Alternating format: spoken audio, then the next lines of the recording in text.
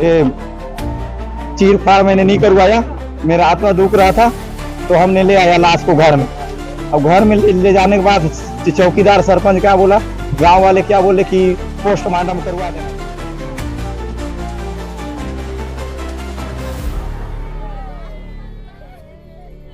तब बोले हम तो जीजी को जानकारी दिए कि बोले कि एक बच्चा के 10-10 हजार पैसे मांग रहे हैं, जो चीड़-फाड़ करते हैं वो डॉक्टर। तो हम बोले काहे के लिए मांग रहे हैं, तो सरकारी हॉस्पिटल है। तो बोले तुम कल लाए थे बच्चे लोग को शाम को, अब फिर रात में ले गए, फिर दोबारा सुबह लाए हो तो उनमें पैसे लगे। आदिवासी बाहुल्य सरगुजा जिला में एक बार फिर स्वास्थ्य सुविधाओं की पोल खुल गई है। दरअसल मोटरसाइकिल में जा रही ये लोग और कोई नहीं बल्कि इनके हाथों में 2 मासूम बच्चों का शव है। दरअसल रघुनाथपुर के ग्राम सिलसिला में कल 2 बच्चे नहाते हुए एक डबरी में डूब गए, जिससे दोनों की दर्दनाक मौत हो गई। घर वालों को जब इसकी जानकारी हुई तो उनके होश उड़ गए। आनंद फानंद में लोगों ने किसी तरह बच्चों को डबरी से बाहर निकाला, लेकिन तब तक उनके प्राण पखेरु उड़ चुके थे। घरों में मातम, रोना धोना शुरू हो गया। इसके बाद घर वाले इसकी सूचना थाने में दिए। थाने के अनुसार दोनों बच्चे के शव को लेकर ग्रामीण सामुदायिक स्वास्थ्य केंद्र रघुनाथपुर पहुंचे, जहां शाम होने के कारण वे वापस अपने गांव आ गए।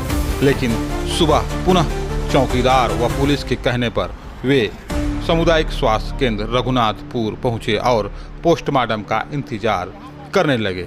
लेकिन जरा सोचिए, 2 मासूमों के शव को देखकर किसी भी पत्थर दिल इंसान का दिल पिघल जाता, लेकिन चिकित्सकों ने पोस्टमार्टम के एवज में उनसे रुपए की मांग कर दिए।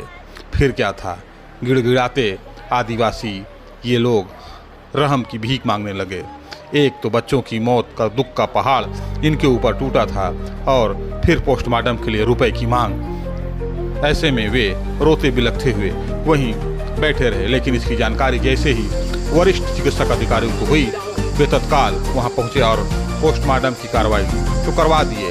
लेकिन दोनों शवों को घर तक भेजने के लिए उनके पास 100 वाहन नहीं था। फिर क्या था, ग्रामीण मोपेड में ही दोनों मासूम बच्चों के डेड बॉडी को लेकर अपने गांव की ओर निकल गए। जरा सोचिए, एक और सरकार जहां आदिवासी क्षेत्रों में स्वास्थ्य सुविधाओं के विस्तार के लिए दावे तो करती है, लेकिन ज़मीनी हकीकत एक बार फिर सामने आने से कहीं न कहीं स्वास्थ्य सुविधाओं के विस्तार पर प्रश्न चिन्ह लगते हैं। जरा सोचिए, सरकार करोड़ों रुपए स्वास्थ्य सुविधाओं पर खर्च करती है, लेकिन आदिवासी लोगों को इसका ही लाभ नहीं मिलता है। गया था गरू को पानी पिलाने, मेरा घर में कोई नहीं था, मेरा बीवी था और मेरा बच्चे लोग यहाँ खेल रहे थे। मैं पानी पिया के जंगल तरफ निकल गया और ये दोनों, मेरा भाई का लड़का और मेरा लड़का तो नहाने के लिए 12-1 बजे का टाइम वहाँ गए नहाने के लिए, कोई देख नहीं किया। वो लोग एक बार तो मेरा पिताजी वहाँ से भगा दिया, वो लोग भाग गए, भाग के आ गए घर। फिर वो दोबारा लुक छिप के फिर चले गए वहाँ नहाने के लिए। फिर वो डुबकी लगाया और डुबकी लगाया उस समय में जंगल से आके खाना खा के रेस्ट कर रहा था।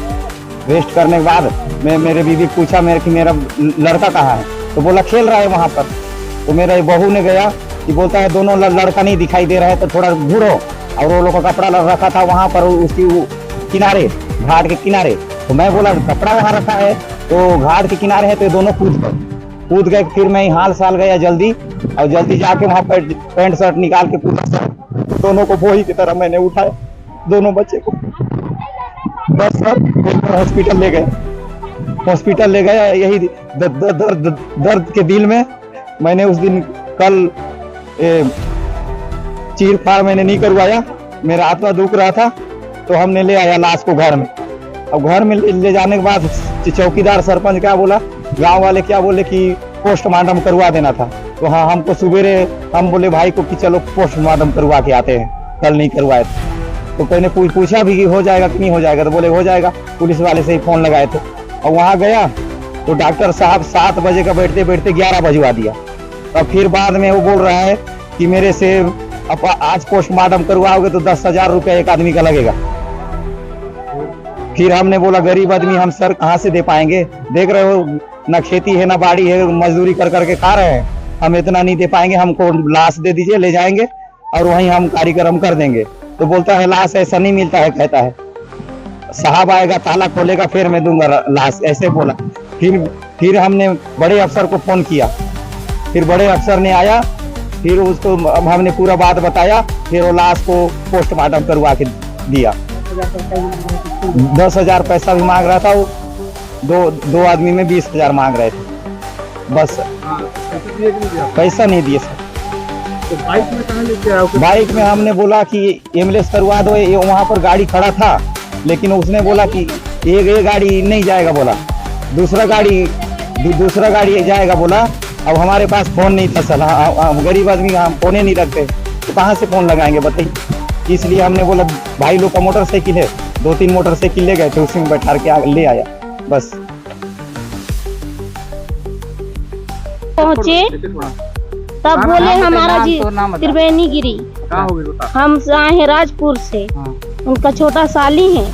जब हम अस्पताल में आए तब बोले हम तो जीजी को जानकारी दिए कि बोले कि एक बच्चा के 10-10 हजार पैसे मांग रहे हैं, जो चीड़ फाड़ करते हैं वो डॉक्टर।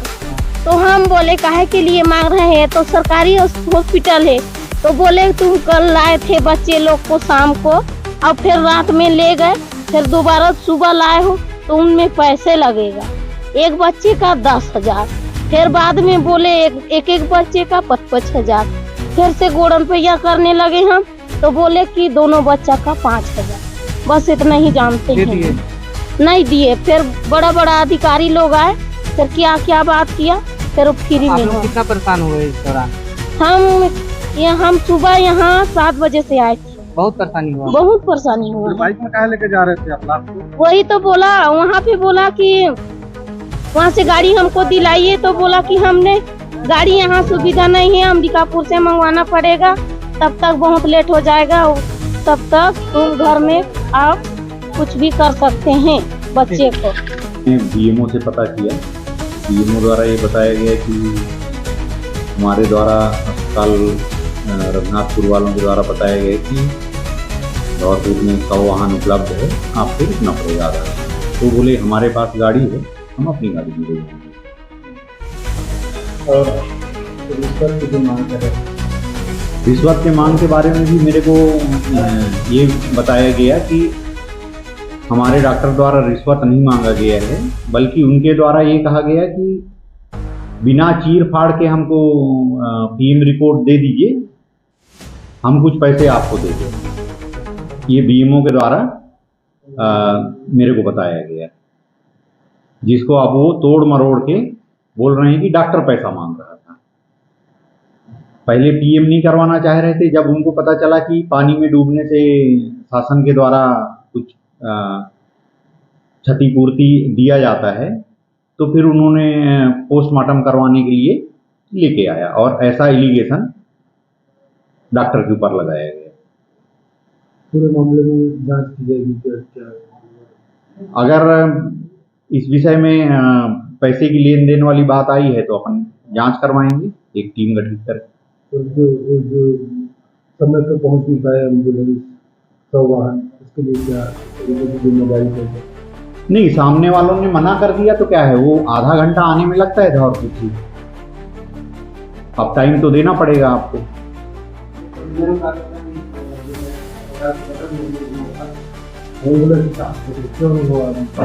हर एम्बुलेंस से 100 ढोया नहीं जाता है ना, 100 वाहन अलग ही है, क्योंकि अगर एक में 100 अगर बैठा दिए तो अगर फिर जो लोग देख लेते हैं उस गाड़ी में नहीं बैठना चाहते, तो हर एम्बुलेंस को 100 वाहन के रूप में